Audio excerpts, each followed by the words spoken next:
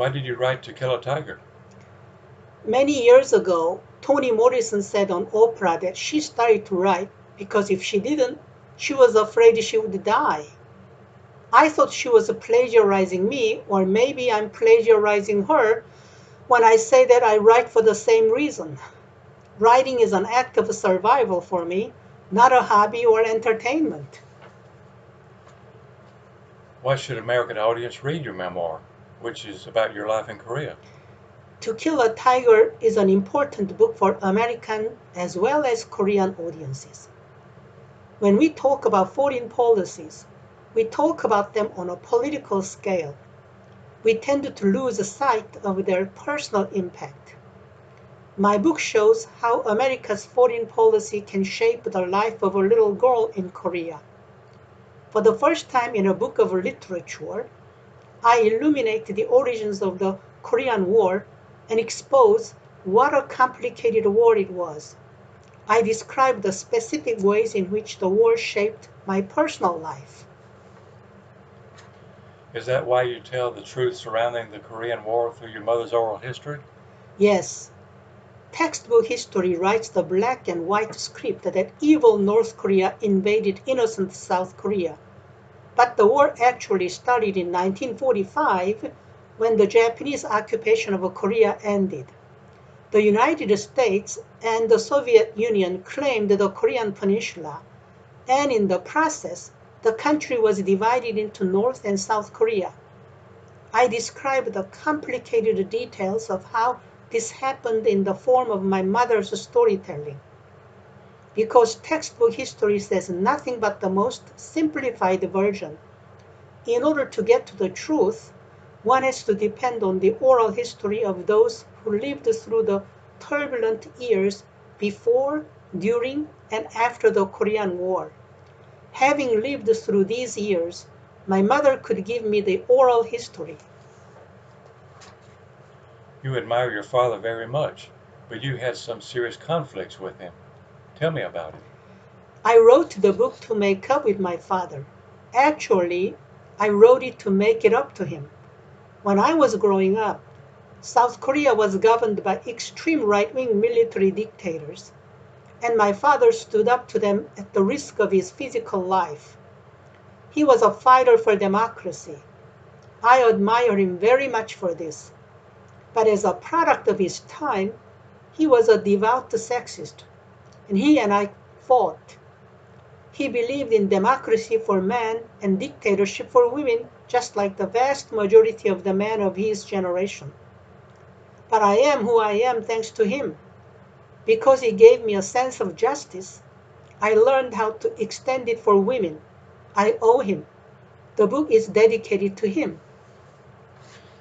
It sounds like the fierce determination and fighting spirit of your father rubbed off on you. You say in the book that two strong minded feminists were born in a family headed by such a sexist. Ironically, my father ended up raising me and my little sister to be strong feminists. We tried to apply the sense of justice he gave us to women. Without him, we wouldn't have become such strong feminists. To put it bluntly, precisely because he was a male chauvinist, he produced two devout feminists. You believe the top priority of literature is to explore the complexity of human nature. How did you find ways of describing the historical circumstances of Korea and still preserve the character complexities?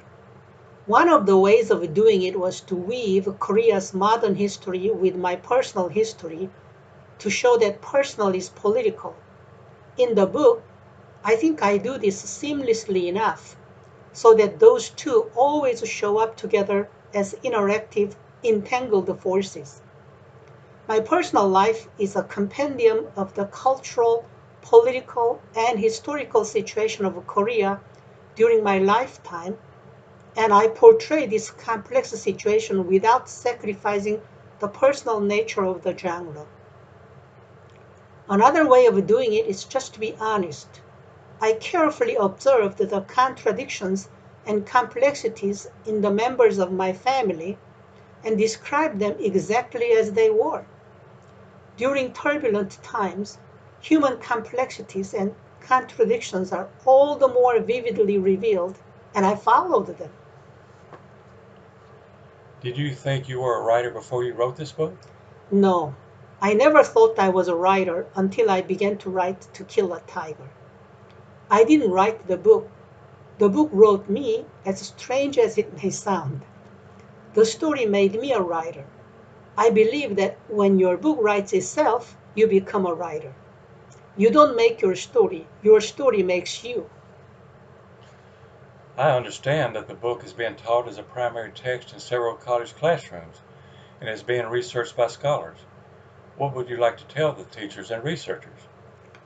I wish to ask them to look at the whole compendium of the issues I try to communicate. Some people see only gender issues.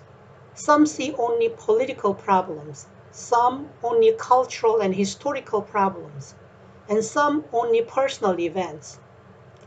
But I hope they see the pictures of the whole situation I grew up in. I hope they don't reduce the book into a feminist manifesto or a political record. And I earnestly hope that they understand the complexities and contradictions in each character I describe. I can't emphasize this enough because my goal is to describe the complexity of human nature, which is the goal of literature. At the end of the book, you seem to be optimistic about the North and South Korean problem. Are you? To use a cliche, I'm cautiously optimistic, but I need to draw a clear line between wishful thinking and reality. North Korea lives in the 19th century while South Korea lives in the 21st century. I wouldn't be surprised if my cat is a source of nutrition for starving North Koreans. When North and South Koreans mingle, there's going to be a huge gap, and South Koreans will have to feed the North Koreans. But we have two things going for us.